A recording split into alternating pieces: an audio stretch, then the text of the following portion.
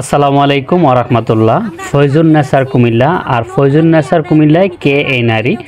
বাংলাদেশের শিক্ষা ও সংস্কৃতির চারণভূমি বলা হয় কুমিল্লাকে। কুমিল্লার অনেক অনেক নাম আছে, অনেক অনেক বিশেষণ আছে। পথিকৃৎ কুমিল্লা বলা হয় এবং কুমিল্লার মানুষকে সাহসী ও শক্তিশালী মানুষের জেলা বলা হয় কুমিল্লাকে। কুমিল্লার জেলাকে বড় লোকের জেলা বলা হয়। আমরা সম্প্রতি বাংলাদেশের প্রাকৃতিক দুর্যোগ লক্ষ্য করেছি, তার সাথে আসলে বিশেষ করে কুমিল্লা জেলায় এবার ভয়াবহ বন্যার রূপ দেখেছে, বাংলাদেশ পূর্বাঞ্চল জেলা দেখেছে। এর মধ্যে কুমিল্লার বুড়িচং ব্রাহ্মণপাড়া যে ভয়াবহ বন্যার রূপ নিয়েছিল, সেই ভয়াবহ বন্যার সময় সারা বাংলাদেশের মানুষ তাদের সহযোগিতার হাত বাড়িয়ে দিয়েছিল। কিন্তু এখানে সবচেয়ে বেশি যে বিষয়টা সারা দেশের মানুষ লক্ষ্য করেছে, আমাদের কুমিল্লার বন্যা কবলিত মানুষ লক্ষ্য করেছে এবং অবাক হয়ে তাকিয়ে রয়েছে পুরো কুমিল্লা অঞ্চল এবং পুরো দেশ, যে কুমিল্লায় সারা বাংলাদেশের মানুষ পুরুষদের পাশাপাশি নারীরাও কিন্তু কুমিল্লার বন্যার্তদের মাঝে সহযোগিতার হাত বাড়িয়ে দিয়েছে।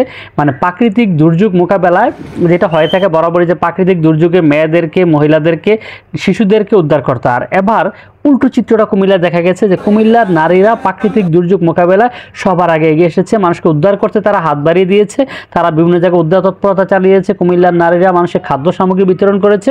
কুমিল্লার নারীরা খাবার রান্না করে, প্যাকেটজাত খাবার করে এবং রান্না করা খাবার মানুষের দ্বার প্রান্তে পৌঁছে দিয়েছে। তো আমি আজকে যে বিষয় নিয়ে কথা বলবো সেটা হচ্ছে একজন নারী, যাকে নিয়ে আসলে খুব বেশি আলোচনা হয়েছে, যে আসলে পুরো বুড়িচং ব্রাহ্মণপাড়া এবং কুমিল্লা উত্তর অঞ্চলের মানুষ তাকে নিয়ে খুব বেশি আলোচনা এবং আলোচনার জ্বর চলছে, যেটা হচ্ছে যে কে এই নারী, যে আসলে যেটা হচ্ছে যে আপনারা জানেন যে 22 তারিখ রাতে গোমতী নদীর বাঁধ ভাঙে। এর একদিন আগে থেকে এই মহিলাকে কখনো দেখা গেছে যে কুমিল্লার গোমতী নদীর বাঁধে যখন পানি বাঁধের ছুঁইছি, তখন উনি জিও ব্যাগ নিয়ে দৌড়াচ্ছেন। তারপর আবার হচ্ছে যখন বুড়িচঙ্গে নদীর বাঁধ, বুরবুরিয়াতে নদীর বাঁধ ভাঙলো, তখন উদ্ধার তৎপরতা চালানোর জন্য সবার আগে এগিয়ে গিয়েছেন এবং বিভিন্ন অঞ্চলে, কখনো রাজাপুর, কখনো শঙ্কুচাইল, কখনো ইসাপুরা, কখনো ব্রাহ্মণপাড়া, কখনো টাটেরা, কখনো জগৎপুর, কখনো পূর্ণমতি। মানে হচ্ছে এই মহিলা শুধু একা যে উনি তা না, ওনার সাথে পুরো একটি মেয়েদের টিম, যারা কিনা পুরো কুমিল্লার বন্যার্তদেরকে বন্যার্ত দ্বারে দ্বারে ঘুরে বেড়েছেন এবং বন্যার্তদের কাছে গিয়েছেন। তো আমরা একটু খোঁজ নিয়েছি ওনার সম্পর্কে জানার জন্য। উনি একজন লেডি বাইকার এবং ওনার একটা ইনস্টিটিউট রয়েছে, যেখানে আসলে উনি নারীদেরকে বাইক চালানোর প্রশিক্ষণ দেন। ওনার সারা বাংলাদেশে 2টি ইনস্টিটিউট রয়েছেন। ওনার সম্পর্কে বিস্তারিত জানাবো, কালকে ওনাকে আমরা নিশ্চয়ই লাইভে সংযুক্ত করব।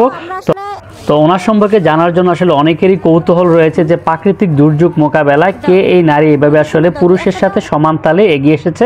তো আমরা চেষ্টা করেছি ওনার সম্পর্কে তথ্য নেওয়ার জন্য। ওনার নাম হচ্ছে নাদিয়া রহমান শরণ। ওনার বাংলাদেশে দুইটি ট্রেনিং ইনস্টিটিউট রয়েছে। উনি একজন লেডি বাইকার এবং আমরা যাদেরকে দেখছি ওনার সাথে সবাই হচ্ছে ওনার লেডি বাইকার টিমের সদস্য। উনি কুমিল্লা এবং নোয়াখালীতে ওনার 2টি ইনস্টিটিউট রয়েছে। কুমিল্লা এবং নোয়াখালী অঞ্চলের মেয়েদেরকে উনি বাইক রাইডিং শেখাচ্ছে।